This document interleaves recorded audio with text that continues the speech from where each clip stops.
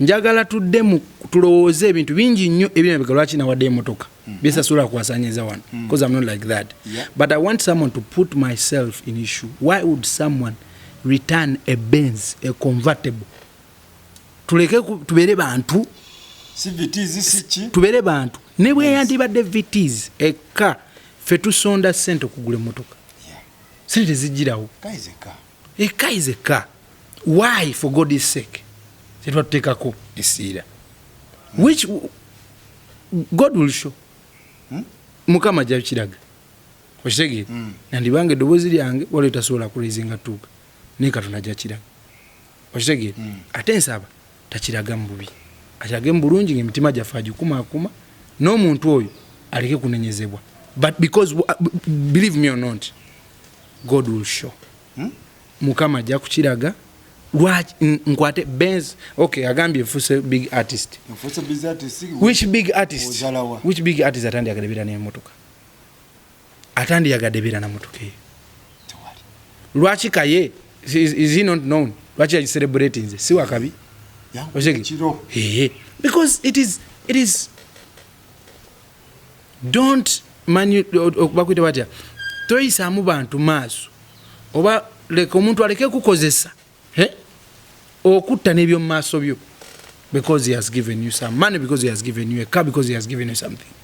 So Levi laneke toyagala njagala okyogere ku kamera toyagala addemu kukozesa linnya lyo kubigatanze na bintu bye okitegeera nga bw'aba agamba mbu kimbi you have to do this because nakuwa emotoka emotoka yeeyo likambere n'emirembe n'abantu bange. Assalamu alaikum wa rahmatullahi wa barakatuh. Mbalamusiza mwenna abakatwegattako amannya yenze Farouk. Wano wendi ndi wa muganda wange bamuyita Levikson.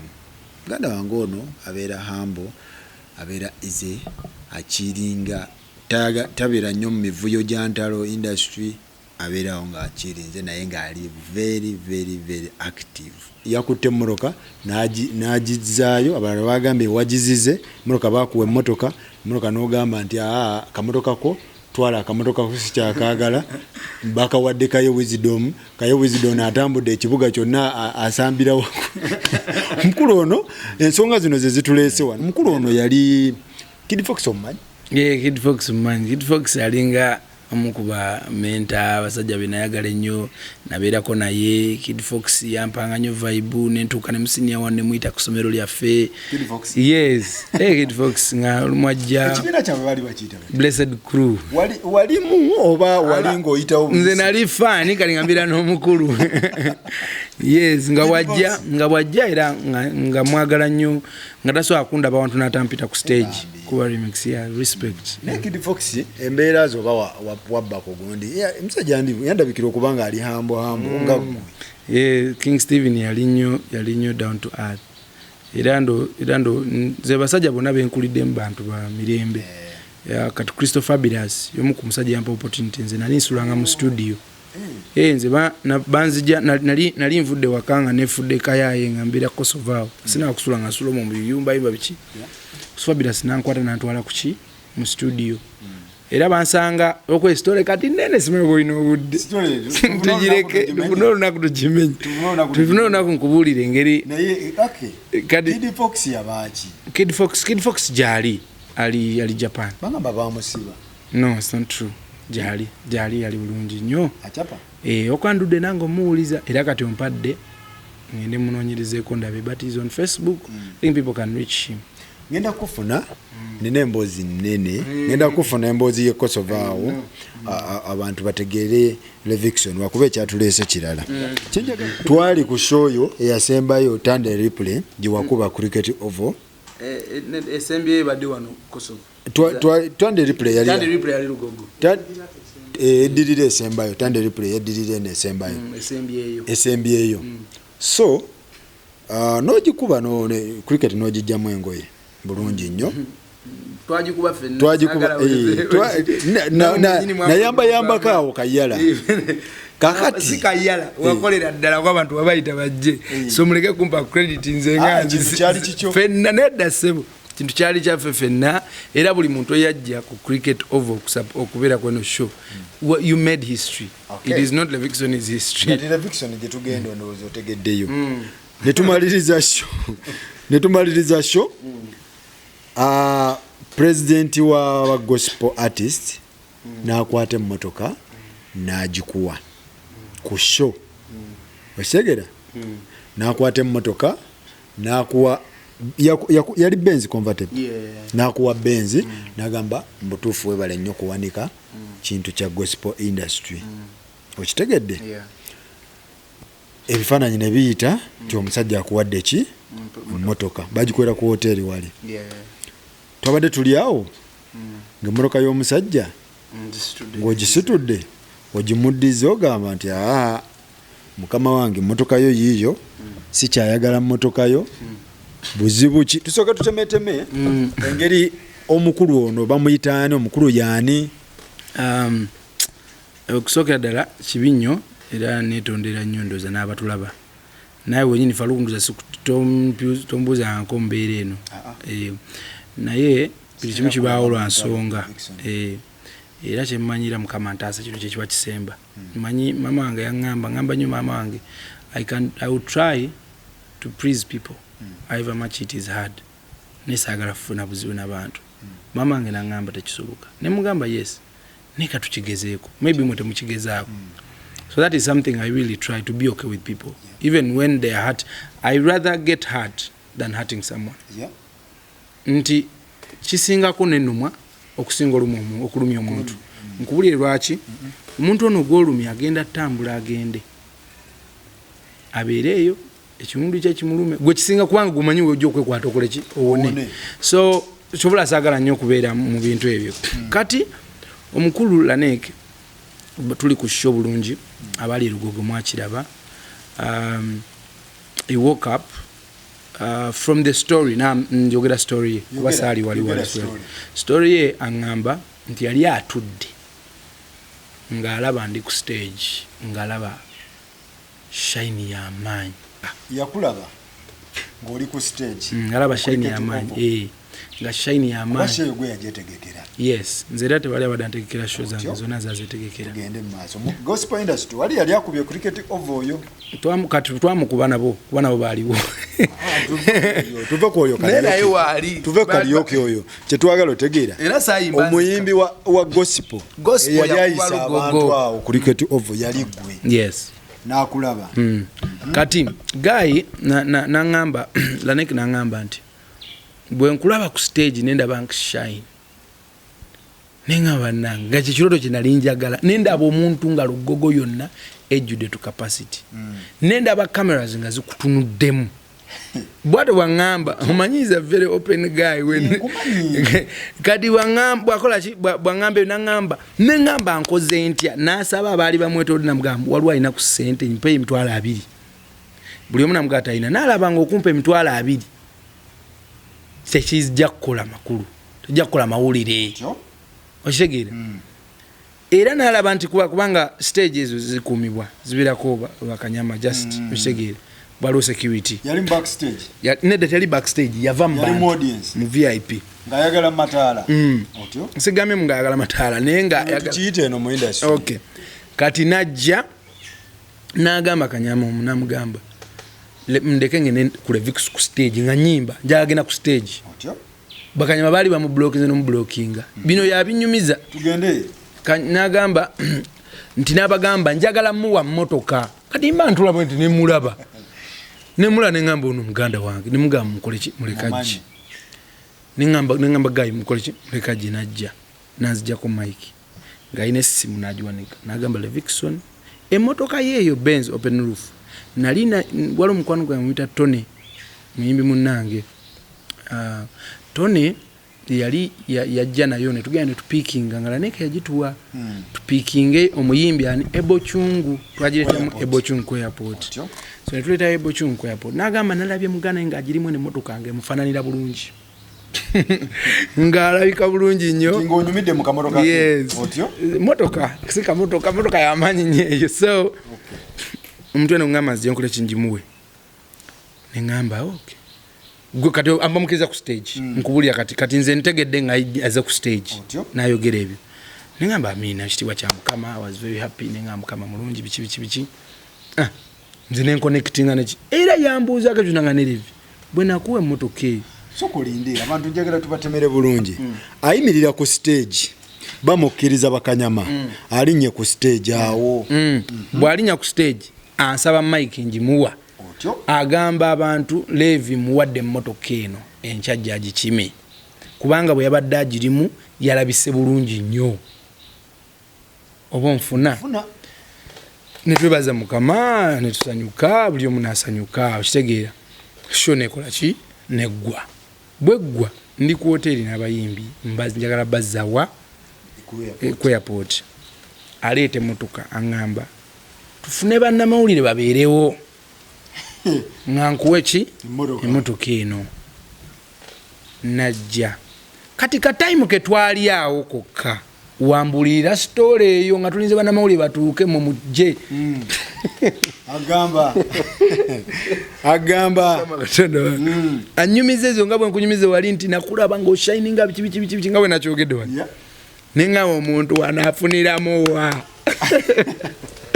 kati bwati ngamba nsooka nga sikitwala serious nengamba ne bajja ne mujja tumwebaza because the truth is however much wala neke yajimpa mutima gutya sisivingako kirabo ngekyo mukitegere kyali kirabo kyamaanyi era nga nsanyuse nnyo naye bw'aŋŋamba ebyo bintu mutima gwange nekola ki gamba wow really why would he say such a thing crowd gye walina ku cricket oval yamutiisa nnyo n'agamba kyekirooto kye kati kwekuwamu emmotoka mu ngeri gye yali nnyonnyolamu mu mutima nti gospel industry omuwanise ku level endala oba nti ye kayitire nawe mu kavuyo ako afune ku mataala ekyo kintu yandibadde akigamba nze nga nze sekinoomu nanga Levi,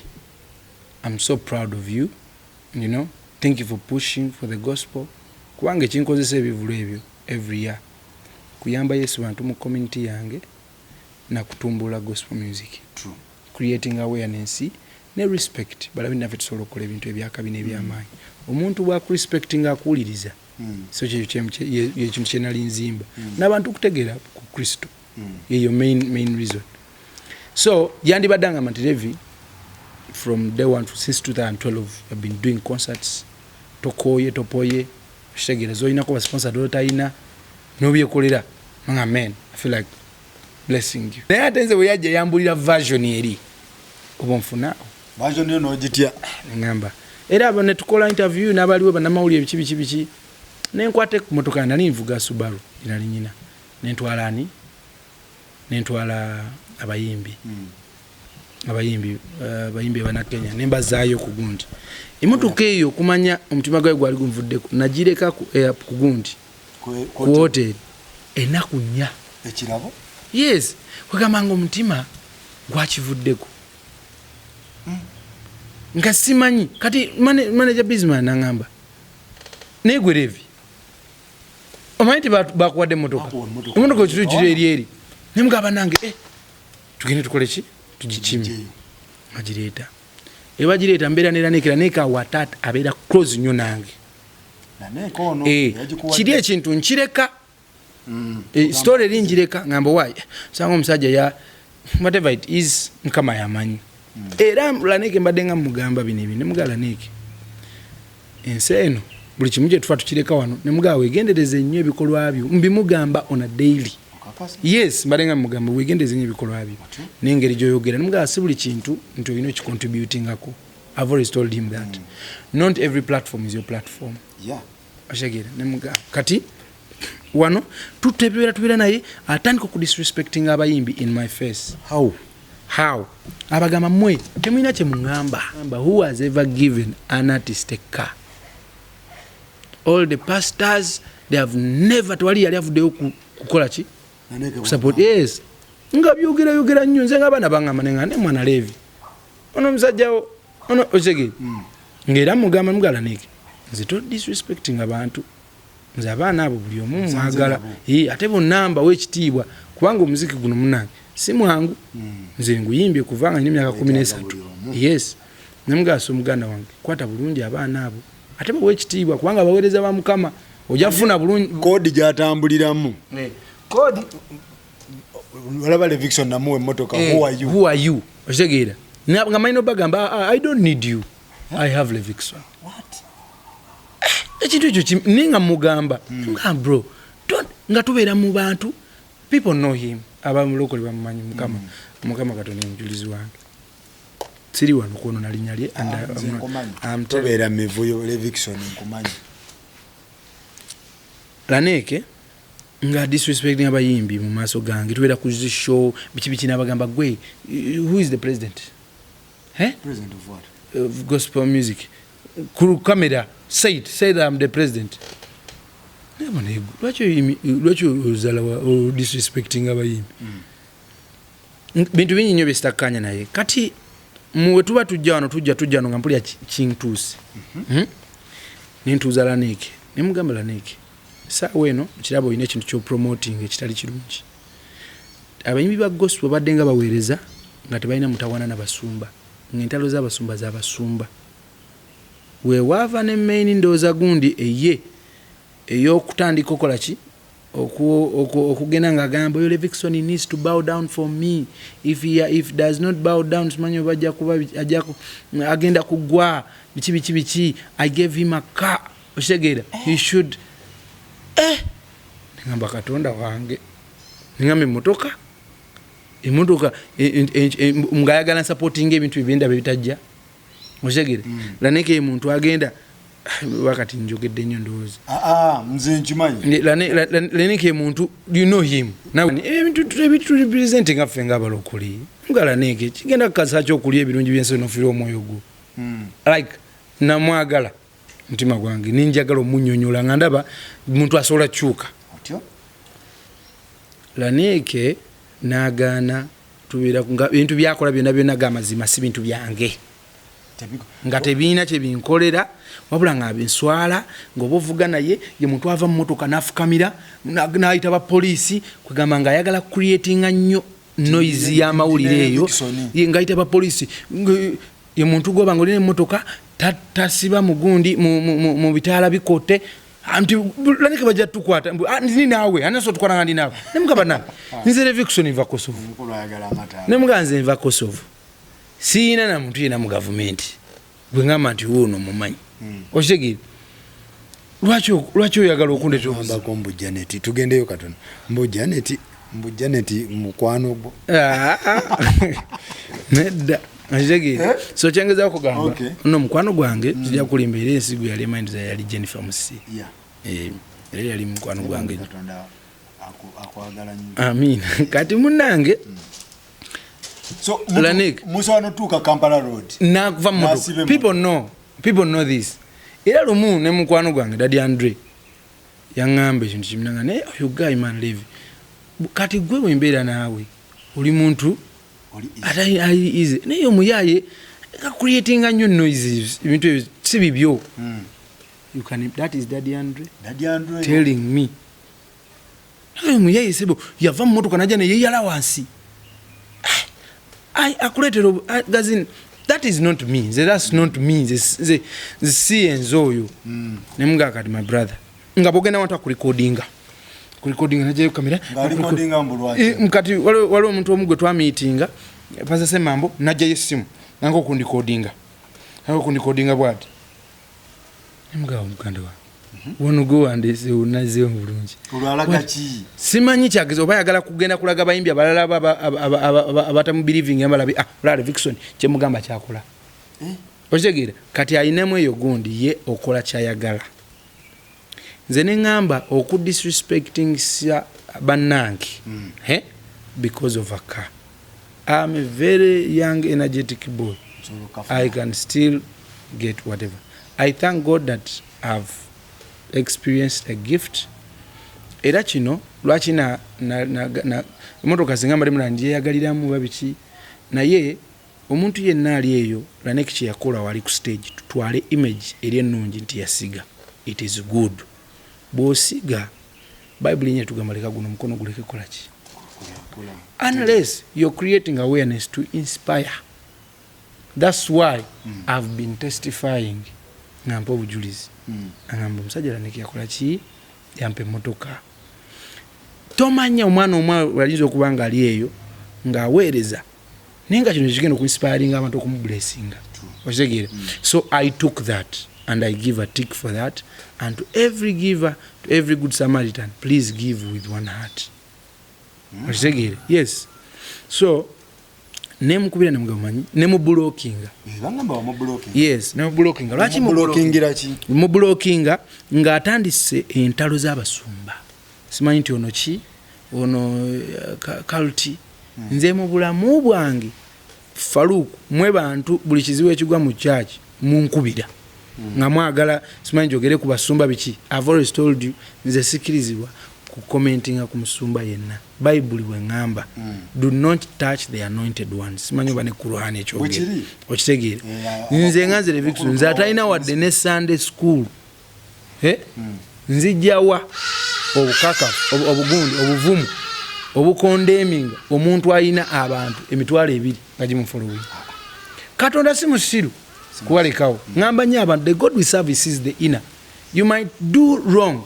Wana omusajja kabaka mu Bible yagenda Katonda amutumira malayika namugamba ogenda kufa ebyo biwedde nasaba nakabira Katonda nagamba at least mu bintu byonna bye nali nkoze dondayo kimu ekisobola okunyongezaayo obulamu. Era Mukama nakifuna namwongera emyaka bajali 10 okitegeera. Abasoma Bible bakimanyawo tikiyengezako okutegeeza kino ekintu. Ensi eno nze njirabye nze nkulidde ku street ntunze obunyama ntunze amazzi mu kibuga ntambuza ovakado ntambuza omuzigo gw'ente ntambuza n'amata mu kadomola nkubya amataffaali mu kirombe koso buli omu akimanyi nsiisa obunyama buno obw'ekikumi Wanamutebi nasiikangayo chapati. What am I trying to mean? Yes. Nti I've hustled. Manyi nti Katonda he has never created a failure in his image. Nebo yandibadde oba muntu ki nebo yandibadde nga gwe Katonda tewandi creating that failure mu image yo. Oshege so nze mvaluinga buli muntu manyi buli muntu just ekitwawula kaseera buli omu alina time yo nti Faruku time yo yeno this is your prime time. That's why today Faruku oshege naye emyaka 10 oba 7 emabega Faruku ate teyali bwati. Kitegeezaje nti buli omu Katonda Bible ga yatumanya ndana kuzaalibwa mbuto z'abanyafu ate bwatumanya not creating ki natukolera plan. Kitegeeza buli omu amanyi obulamu bwe bulina okutambula. Yes, okitegeera. So nze ekyo kyekyanzijjako ku disrespecting omuntu n'omu. Nze Faruku abantu bamusanga mu nyamaso nga bagamba kutenjo sababiira ogenze mu gospel even a mentor okitegeera wedde naye ndabye Katonda nze ebintu byensi bino tebimazaamu. Tuvula nagambye Faruku kankwate emmotoka omusajja ono okusinga okuyisaamu amaaso enjiri ffe tuli mu kuzimba kintu ate yakizimbulula tayogerwako tagambwako nengamba kati nze bannange bwe ndibuuzibwe just lwa mmotoka nengamba mmotoka omusajja kangimuwe mmotoka nnungi nnyo. It's a very nice car. I thank him for giving me an opportunity at least to own a Benz in my life.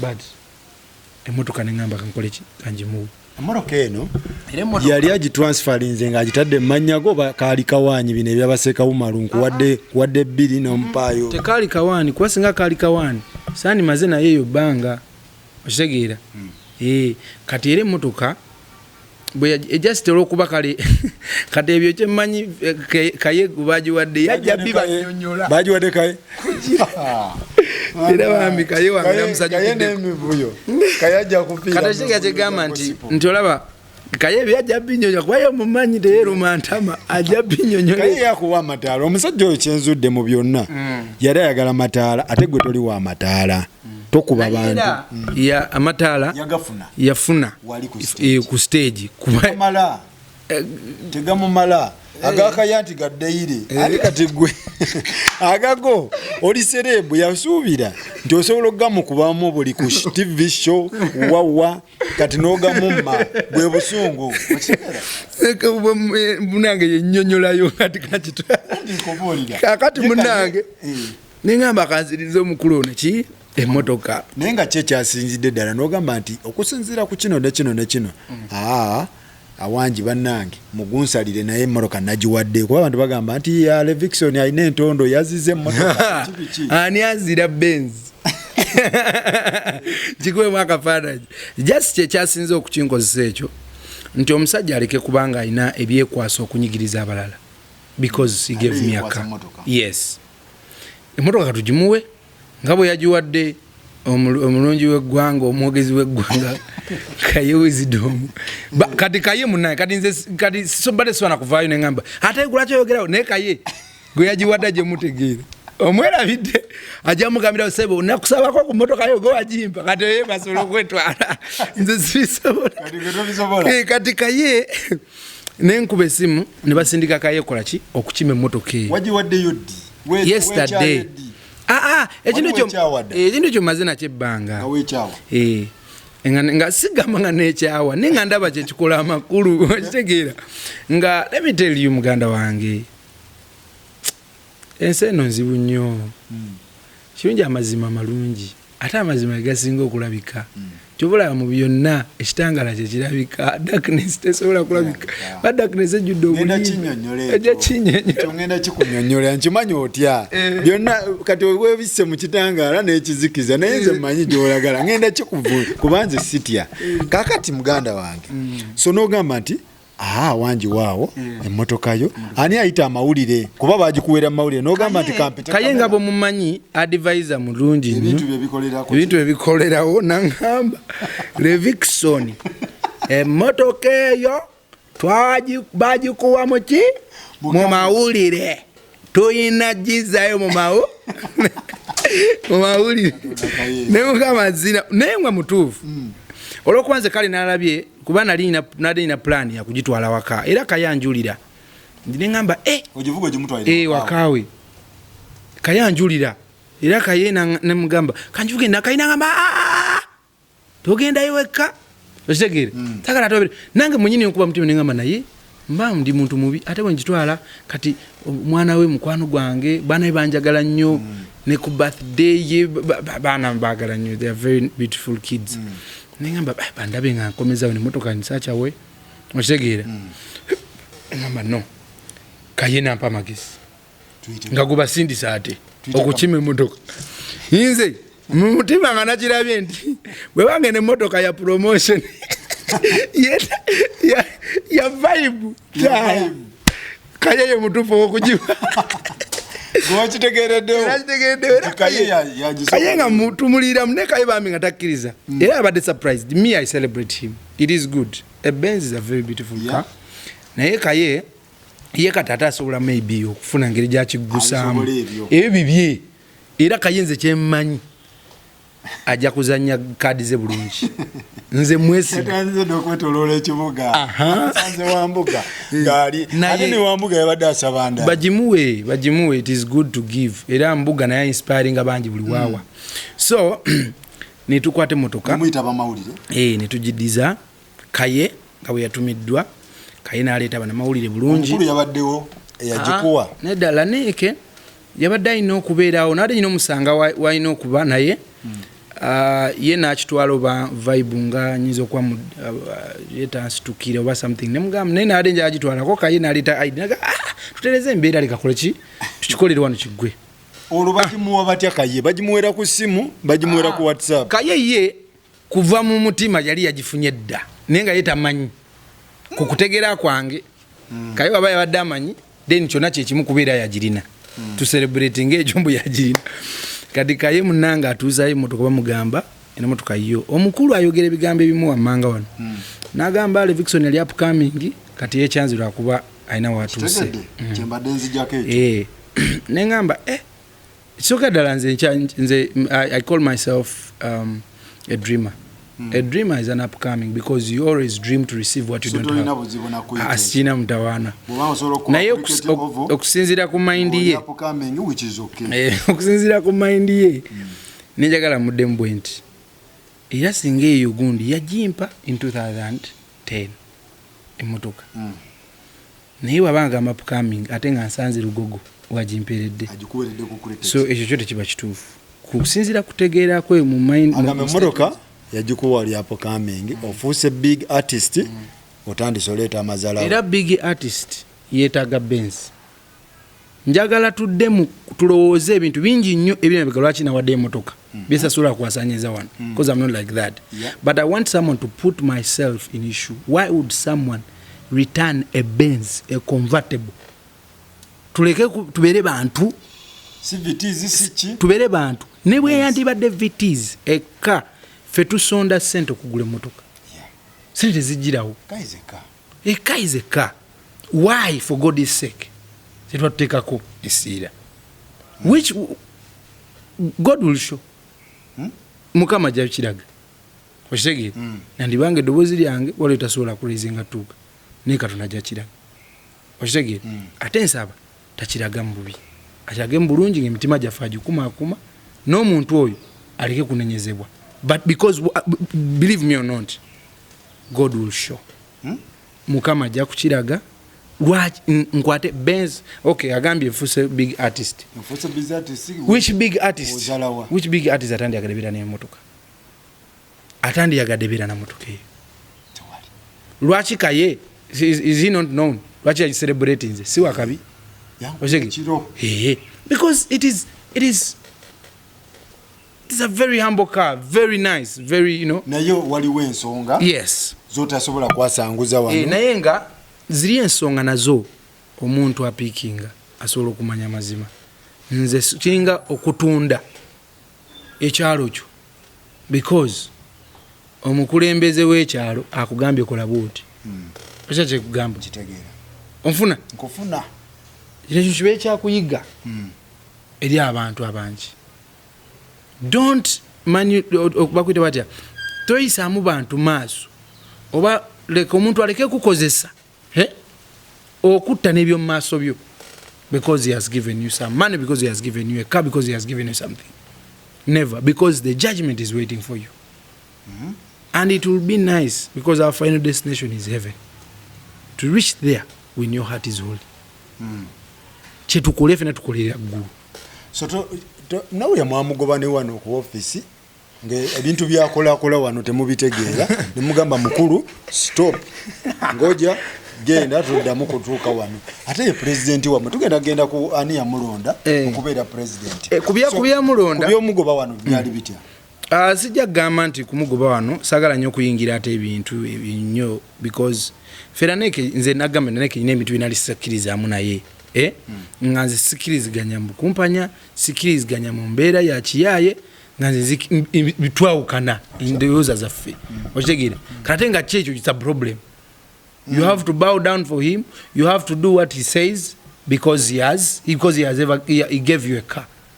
Alekerawo okola ki? Yes, tayisamba imbi maaso bw'obanga oli mukulembeze laneke bwe njogerako bukulembeze bwe ne kaye wisdom alina okukyogerako bulungi kozi kimanyi simulimba yandibanga musajja wakavuyo naye simulimba laneke twali mu meeting etali na y'abantu ndooza etaweza na bantu 15 kaye ajja kunjulira okitegeera nga tuli awo nze mwennyini kaye asobola okugamba nga banfuusinga okukulembera nembaga asagala bukulembeze tulonda mutya wano nene bagamba wakatufuneyo group esobola okubanga for 6 months ebereko then emyezi 6 bwe giggwako tulonde abakulembeze.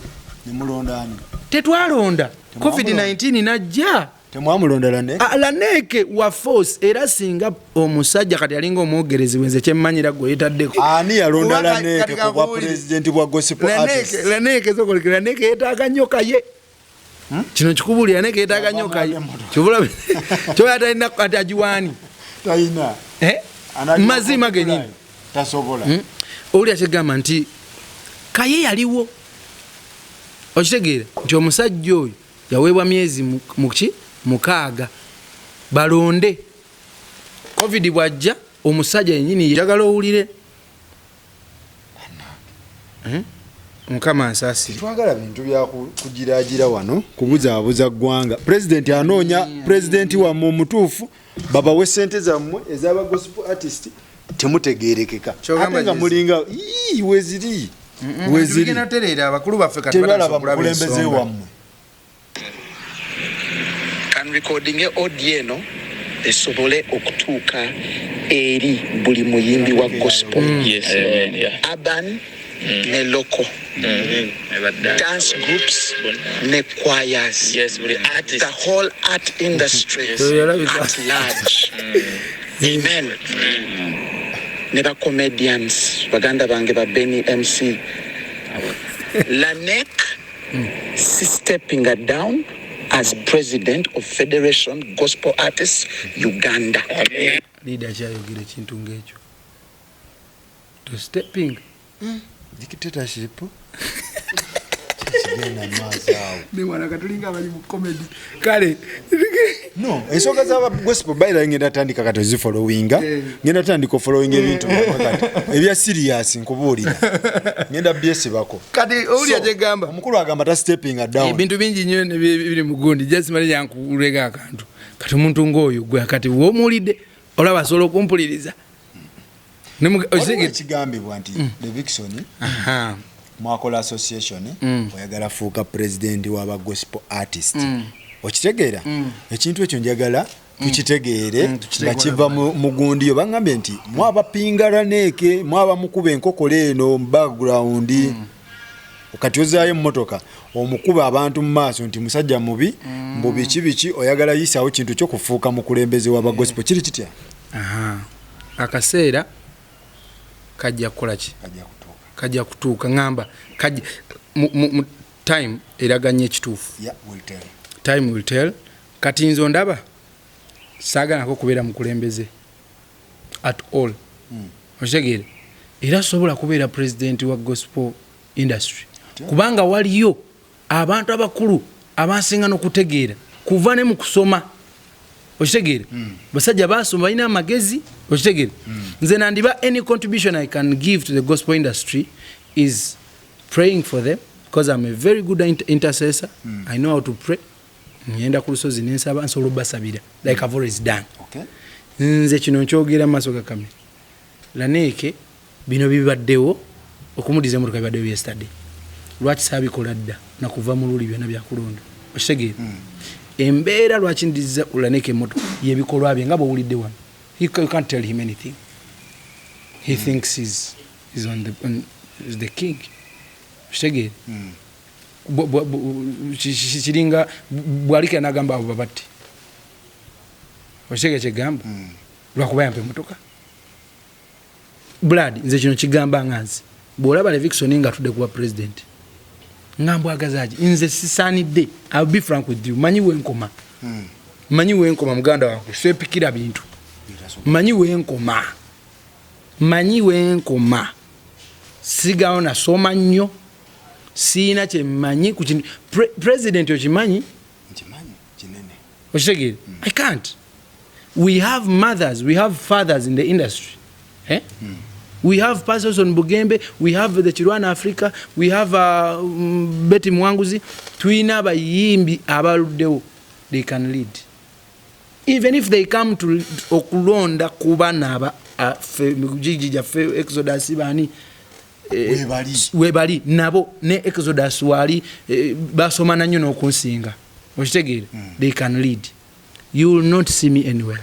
So ekyo kyekubira kyekwaso. So Levi Laneeke toyagala njagala okyogere ku kamera toyagala addemu kukozesa linnya lyo kugatanze na bintu bye okitegeera nga bw'aba agamba mbu kimbi you have to do this because nakuwa emmotoka emmotoka ye yiyo leka mbere n'emirembe n'abantu bange beyansanga nabo yes motoka tegenda kunkyaya bayimbi bannange no it's just a car yamaanyi yes mukama alintemere kuba walala ne bwe mbanga sina motoka neninya boda twayimba abantu batumanye era kiba kinyamba n'okwepromotinga face yange oti ne bandaba. I don't have any problem with that. I'm not that artist.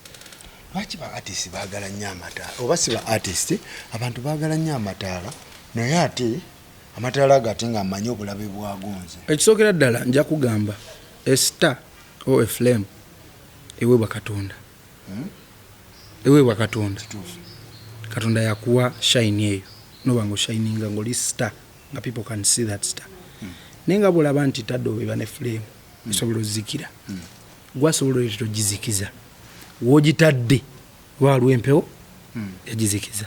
Stan yali muyimbi w'amaanyi. Yali muyimbi w'amaanyi.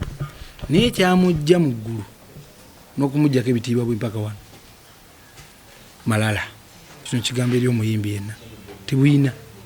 Obwakabi obuyamba gwe ne famire yo. Wabula making sure ne mu nnyumba yo emmese zitambula mutezitegeera mbu obwakabi waali. Kuba zijja kulumira wera ebigere. You get? Tewali star aziikibwa mu bbanga. Taliwo. Bonna abaziika mu ttaka. Tabangawo. Mbutu mukanyuke bukanyuze mu bbanga agende. Never. So it does not tekikukyusa kula ku balala. That you're reaching a point where you can't towulibwa toyogerwako tokola kyo kitegere. No. I don't believe in that. Audience teyagala nnyo. Audience ate yeepika omuntu n'emukola ki? Abantu ba let me tell you. Obakati kati. Soko kivunula ekintu ekyo. Ekintu kyenso okugamba let me tell you. Olaba enseno. Obulambu n'obumanyi. Enseno nze kyenzo okugambako. Ebikolwa bye bikubeezaayo. Teri muntu ayagala muntu nti tumwagala nnyo. Oyo omusajja tumwagala nnyo kubanga teamanyirwa tayogerwa akola ki? Avuma abantu oyo tumwagala avuma abantu. Babaako ne element gye bakwagalako ebagamba bambi tumwagala muntu mulungi. Ne wabakaye gwe mulaba ayomba. Era ine ebirungi bingi ebimuliko. Nti bisobola okusikiriza eyo star esika abantu bakole ki bamwagale. Naye egwa ino kimaintaininga neisaazo okitegeere. Kati abayimbi tuyimba tufuuke baakabi. Bwe tufuuka abaakabi waliwo abantu abatuwanirira. Bano bantunda nnyaanya. Kati omuntu atunda ennyaanya bw'ojja n'omuyisako Land Cruiser ye yakeera n'ajja ku show n'akuwagira endebirwa muziri waggulu. Omuntu yenna olina omuwa ensonga lwaki alina okujja n'akuwagira. Ate ensonga yandibanga si musical gaya yakuwa music mulungi wadde avuma abantu katugenda tumuwagire. Never. Neobanga gwe Chuck Norris mu music wa njagala nnyo Chuck Norris. Neobanga gwe Chuck Norris mu music ninga toina apsa toina ki ataja gamba osegeere. You have to give people reasons okwata emitwalo gyabwe 5 baleke kulisa mmere baleke kulya nkoko bajje bakulabe. Kyemanye kiro kisinga ekyo ye nice. Ndaba omwana ono Spice Diana ayina empisa ennungi ayamba abalala akola ki osegeere. Spice Diana nange mwenyini mbeera awo embaasa bane musabira omukisa kubanga ayina omutima ogwagala abalala osegeere. Era asobola okutestifying mukwana muga kino kiwakoze kirero mukama kumpira omukisa okyekigamba. That's why people love us. But when we look ne tubatunulira fena tubalaba nga ebitagasa my brother watu nakyokoze era eddaala eryo yennyini walipirako bagenda lijjawo komewa abantu bagamba mulaka mutaddewo kabadi kusitula industry yammwe ozizayo emmotoka simanyi bikibi kineleviction ono siwami nedda muganda wange singa egyo mivuyo singa twagikola dda. Gospel music asituse kiri ekyo tukisobola kyebeera. Gospel music wamaanyi nnyo ate yebadde saala yaffe. Always people ask me where do you see yourself in 10 years 5 years. People abankozeko interview mbagamba I don't see the Vixen in 10 years. I see the gospel industry taking over the whole world. Stan kyeyakola Stan yakweka amazima eri abantu otegeera ku Katonda. Stan naye alina amaanyi mulangira wansi eno Bible bwe tugamba okitegeera. So Stan bwakola ekintu ezo natambula n'engende France kuba show abantu mbagamba yeah guys I've met Don Marwen, you know, he's my friend. Never ngamba ani oyo ngamba imishye mmanyi hey we know Justin Bieber we know ngamba wow omuntu ayogera ekituufu tamanyikiddwa bamanyi nguliko kino ine kinumera nagamuka manze nkozesa nze ngenda kukuba endirimbo ngenda kukola buli kimu ekisembayo kyovulaba I do shows every year without a promoter. Nga tewali promoter n'omwangamba nengamba tino tulina kikola tulete respect eri gospel we just imagine mukama wakera najuza nambole mwantu bagenda okubulamba bwe Yesu Kristo mwantu bagenda okwesiga gospel bagaba ne gospel music omanya abantu baina mindset nga bagamba gospel music abowa gospel music bichi ne olaba bana bavudde twekubana ku busate bwakabi bichi okitegeera abana bali bulungi okitegeera nti eyo mindset twagala okyusa ate ekyuse nti lero nze I've been nominated before mu awards ezitali za gospel nga banominatinga ne baka million ne Bobby Wine ne Pass ne Cindy ne Radiant Wizo ekitegeera kati kankule Bible egamba ebikolwa tunakola ebikolwa byaffe binakola ki tunabalabirwanga ku bikolwa byabwe ekitegeera I think that is the answer bikolwa bya kifere si wenjogedde ekyo gwacho kubyewo ekiteekayo kirabo otya nze bya kifere nze ndabira ddala nga bya kifere omuntu weba tebakulondanga gwogamba otya nti gwe president w'abanno tebakulondanga so Waikibenda bamulonda kati Waikibenda president wange lwaki temugira believe me or not lwaki temugamba nti Waikibenda si president waffe lwaki temugira munange yalondebwa bulungi nnyo yali vice president wavaako esaawa eno president Museveni wavaako amudira mu bigere ye vice president bwabanga alwadde bafunye obuzibu Kadaga yatukwatamu so leka tugendere mu respect eyo oba si ekyo kale bwa president bijjewo kubanga ne respect eyo tewebebwa obukulembeze babuganye bwabanga tesobola nkuwadde gundi Yoweri Kaguta the president of Uganda bwavaako vice we yakwata vice we bwavaako tukwase Kadaga yes omukiri kitya anti kyegamba nti kati laneke ye yagambye owulidde mu audio tavaako paka myaka etaano kayagamba kiriya tugende maaso ntategedde ninga ulidde kayemu God forbid kyentegeeza bwebaako president w'ensi yonna sigenda kugereza ku president wa president w'ensi bw'afa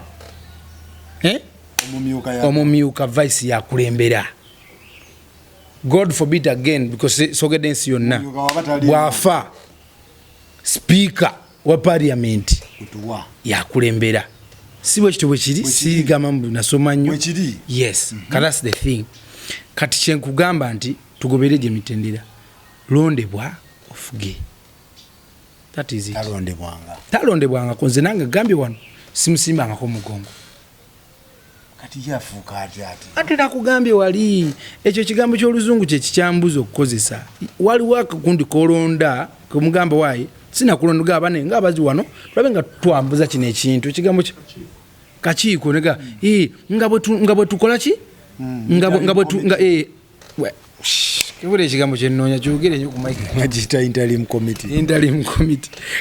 committee ye yaliwo for 6 months then they erect aliwo mu bukyamu emyezi jagwako oba tegina jagwako yakikubye no kikuba nno kubanga namala na Saudi onagamba sivaako tavaako abeera ku TV naga tavaako kitegeera whereby aje babanga bamulonde n'abalala bantu bannyo bagala kwesimbawo bajje bamulonde Levi ekisembayo emmoroka wagimuwadde toyagala kuddamu kukozesa nagimuwadde n'omutima omulungi nnyo ogujjudde emirembe era I'll be frank with you kino kanjogere kwa ne gulindaba obulamu bwange bwawewuse kuva lwe omwadde mmotoka mpulira eddembe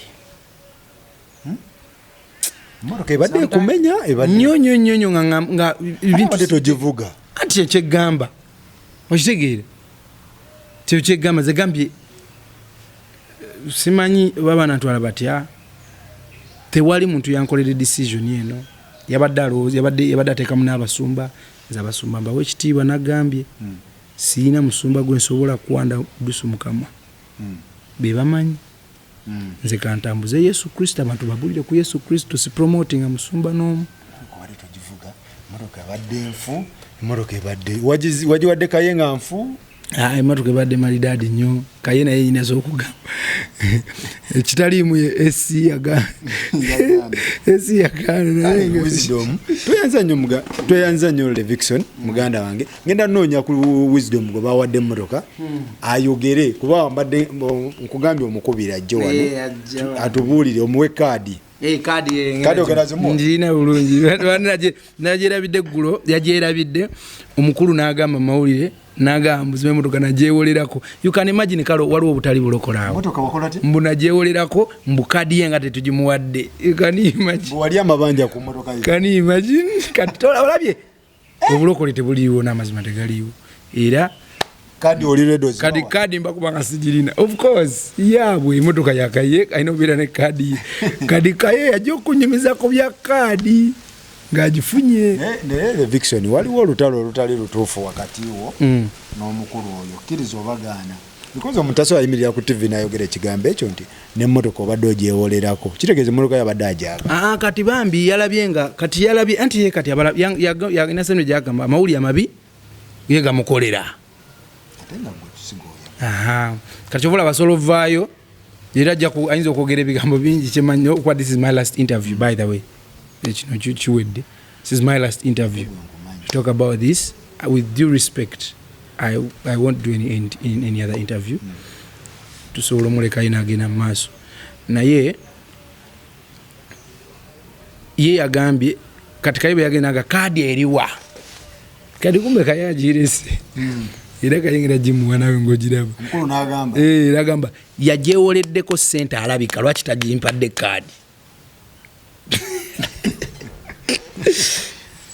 Naye munange mukama mulungi kisinga message agiri oba kikisinga kati ndi kubuzibu naye kadi weri era nakugambye ekintu kimu amazima malungi njagala nnyo mwegendereza ebigambo by'omusajja oyo amazima malungi nnyo nnyo nno neyanze nnyo Levi bwe bami ng'oli eyo tusonyiwe ebintu byolaba ebiri mu gospel siwe kiri wonna siwe kiri wonna njagala okugamba bannange tegeera Kristo ng'omulokozi wo nga ggwe amazima gennyini kiba kirungi nnyo n'obulamu bw'eri Yesu Kristo go ge mazima ensonga lwaki nnyimba wandibadde bino bizzeemu but this is not what I represent Jesus Christ ow'emirembe eyafiirira buli omu atalina buzibu na ku mawanga atalina buzibu talina busoseza akwagala nga bw'oli oba osula ku street oba osula mu bangalu fena tuli baana be so kyenjagala nkubuulira ekyo do not front this. We are sorry. That's why sometimes we don't even come out. People like me, I don't want to come out in such things. Let me tell you. Nze njagala kusiga abantu Yesu Kristo gwabategeera. Eno mu campaign ze tukola ekitongole bakita 92 hands. 92. 92 hands. Kikola biki 92 hands just we are loving God by loving people and serving God by serving people. To empowering abachala. Under 92 hands tuna campaign nyingi nnyo. Eno emu ku campaign ya Fempia, the New Africa. The New Africa tuli mu creating awareness. Eriensi yonna engeri gye yali etwala mu Africa batwalanga babega poverty all that so twagala bawa the new image of New Africa erieta tetukyali babega the New Africa ndabe ejjuddemu brilliance nyingi nnyo ngamba nnyo abantu brilliance zikuwa distributed but opportunities not kyetulacking opportunities kati New Africa eriwo okunoonya opportunities nga si aid buli kazaje tusaba bya mutuyambe nange sente buli sawa ne tusaba sente ne tusika sente mwe mukola biki namwe mbasaba sente Africa kye tukola fe tubalaga nti tusobola okukola ebintu kati nganze muzungu omuyansomesa eyamperera yes nonkubadde kale sagenda wala nnyo ate yali bambitayina yali atunda na nnyanya nawe nafuna omukisa ogende Bulaaya eyo nagenda yo kilometers mu kushow zange zinali nyine Bulaaya eyo yajja mu Belfast yalina show yange mu Belfast awo mu town kiri mu Ireland yes so najja nabera nyo proud kitegeera nange nasanyuka nnyo mbe mulaba omusajja yetunanga obunyanya so kwegamba what am I trying to mean nti kyentegeeza nti New Africa fe tuzimba abavubuka abalina amakulu with skills abatali babega abatali awo ng'obulamu buganye kati project yonna bagiyitaani foundation tulina ebintu bibiri bya mitendera ebiri tulina Era 92 Media which is a media company Era 92 ne tubeera ne 92 hands ye charity organization enkola mene mu charity organization yerimu campaign nga As for Women jolaba wetusomesa abakyala abantu bawa skills tubasomesa okukola ebitabo okutunga abamu tubakoledde ne mobile saloons tubayigiza osiba envi ne tubakolera yes we even give them capital. I'll take you nja kuyingiza mulabe katono ngenda funa kufunye budde nzije nga n'abantu ababikola webali sitwagala bintu byagamba bazungu nti bannaye waliwo ekigenda mu maaso ate nga ate ki nga tewali mtaano. You welcome sir. Yeah kati tuyina ne campaign endala gibayita Feeding Kosovo yeri famous njimanyi Feeding Kosovo nojangako concert agent twakolerako ebivulu nga turaising sente yes Feeding Kosovo tugikoze okumala emyaka kati gigenda 7.